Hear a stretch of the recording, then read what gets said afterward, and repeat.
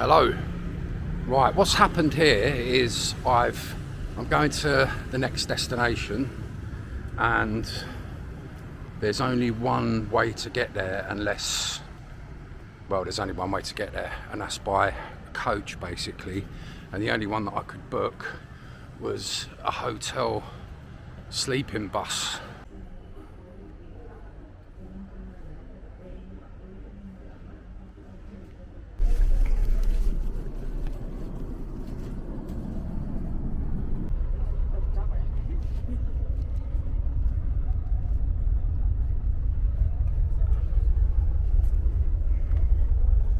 God, I hope I'm not sharing.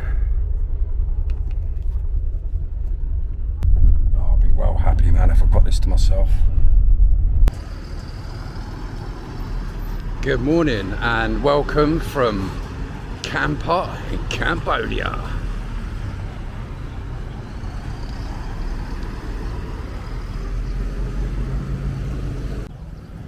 So I got the Viratex coach service from Siem Reap to Kampot, and it's a sleeper hotel, which is comfortable. It's not quite 6 foot long, it's probably about 5'9", something like that.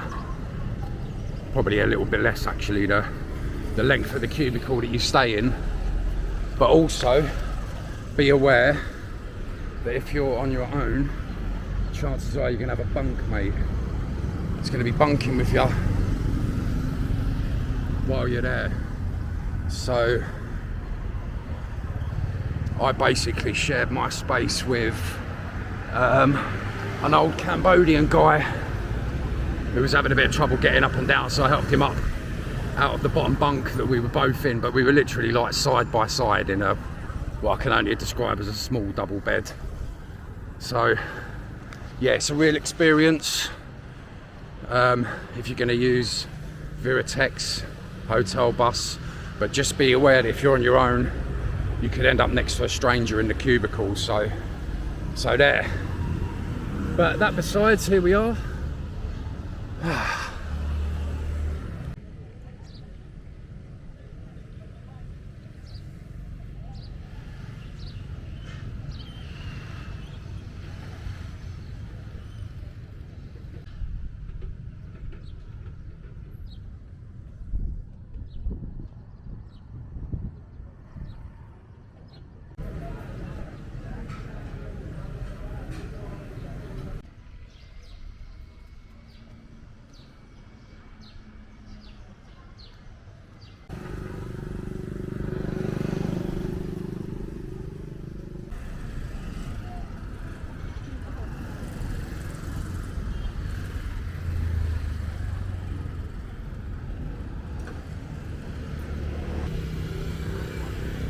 It's the place to come for flip-flops, that's for sure.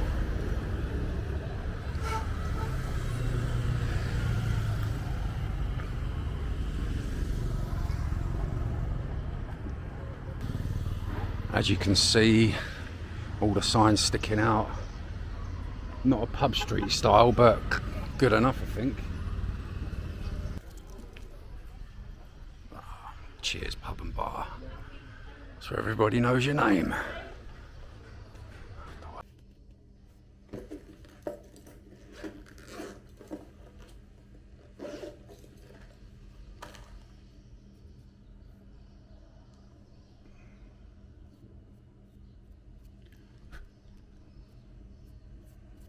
Maintenance. And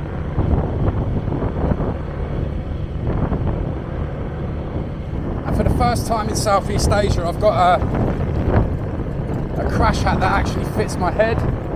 Everyone seems to be going right here. I've got a crash hat that fits my head, but it's got no visor over the eye part. Damn, that's dusty.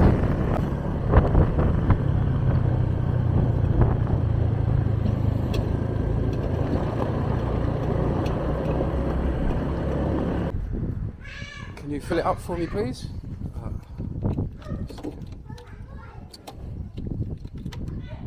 I'm blind. Where am I? Oh, it's open right there. Where's the fuel bit? Ah, right, okay.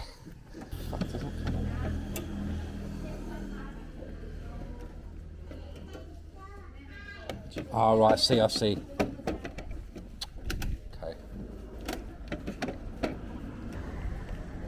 Let's just see.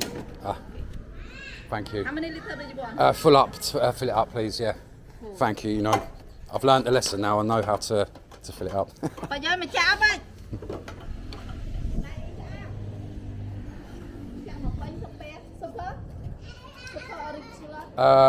Just regular. Just regular, I think. I'm not sure. Hello. Hello.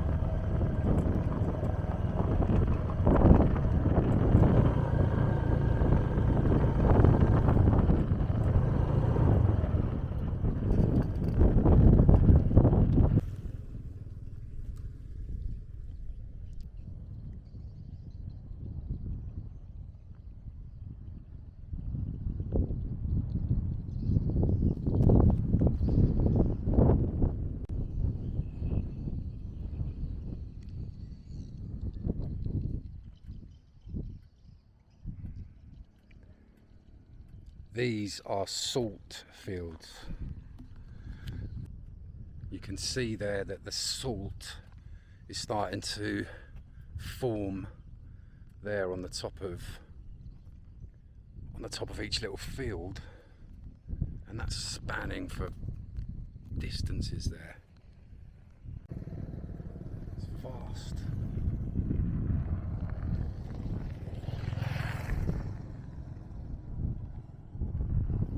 So there's like a little shack here. Let's see if we can.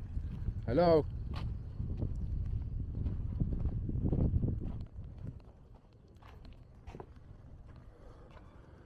So obviously all the salt stored and bagged.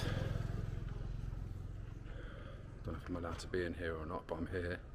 So that's all salt. I know I keep saying that, but yeah, I didn't know Cambodia was famous for salt, but so as I said, I'm guessing it starts its life off here, the water in some way, or I think it's forming here as well. Slightly, you can see the salt starting to form.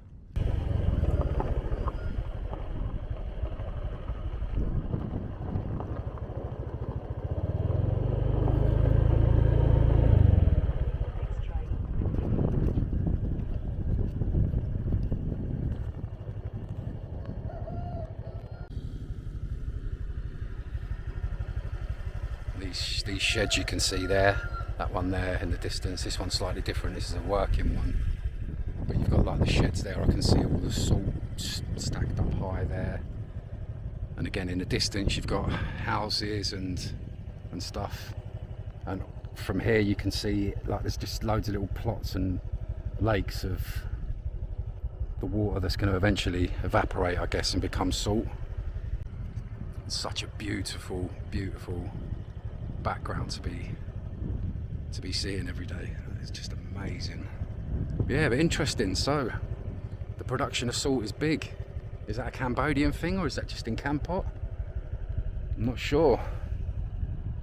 But yeah, let's have a little ride through here, and then we're going to head down the coast road, have a look at what the beach is like, and then try and catch the crab market if we can.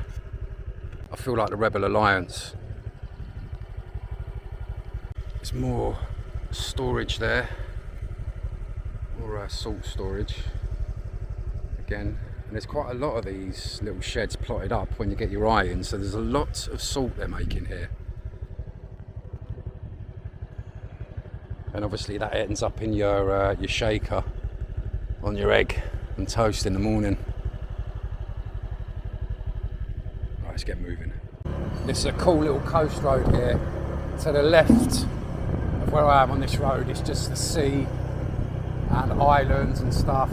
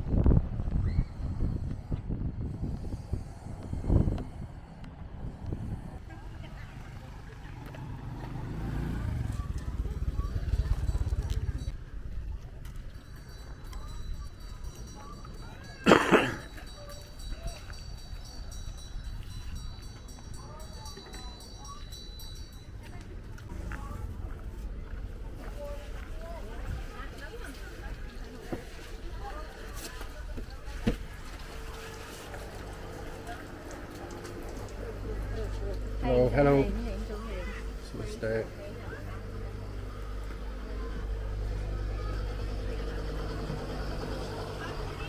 Crabs, man.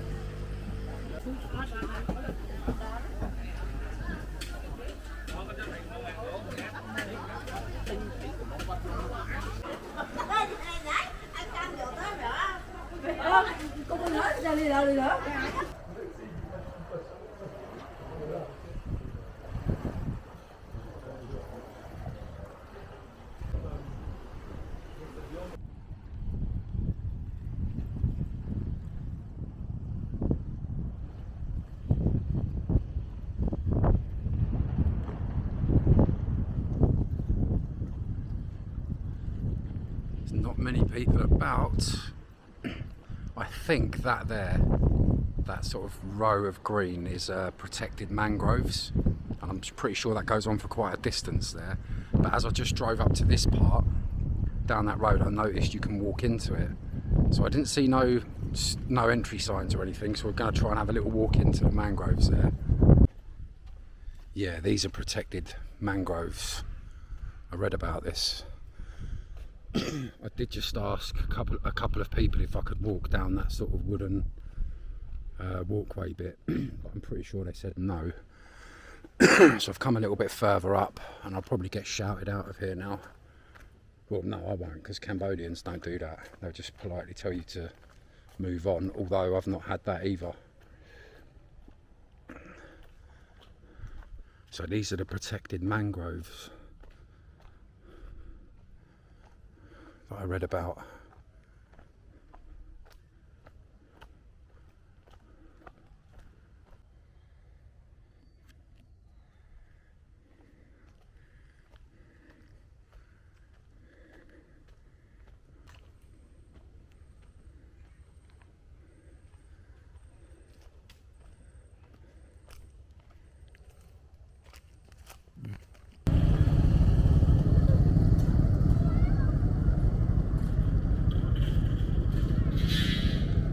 And if you are driving out of or riding out of Kampot and you're looking to go to the crab market, the beach, salt fields, then all you need to do is do a right at the White Horse roundabout, and you'll know it's the White Horse roundabout because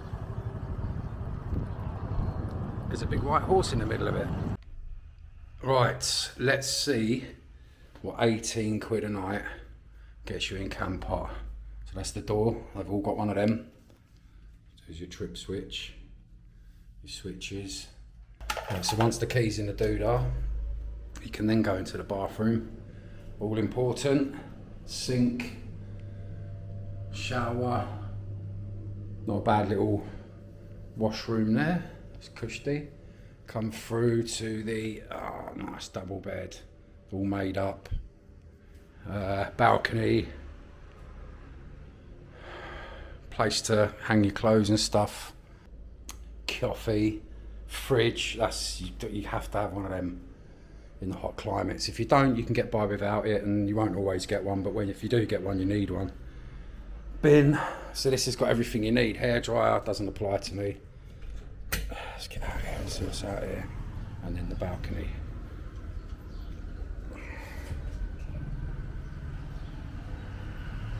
Right on the road bit, which is cool. And this is the Park Inn, Boutique and Hostel in Kampot, Cambodia.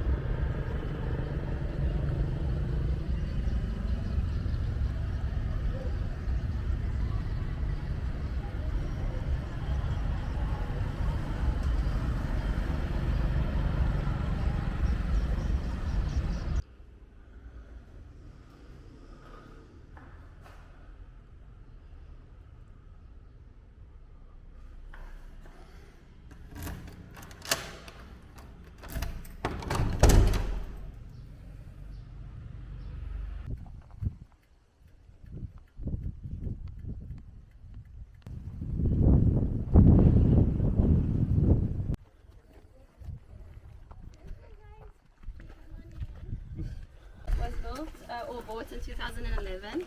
The first first planting was in 2012, and it's actually the brick towers that you see in front of you.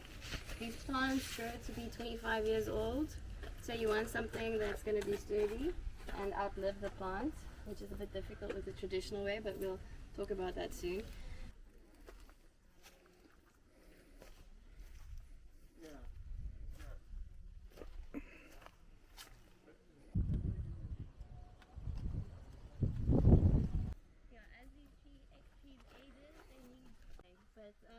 These you can harvest every week. If you want to, you're welcome to. It's only pepper in taste mixture. It's pretty good. Yeah.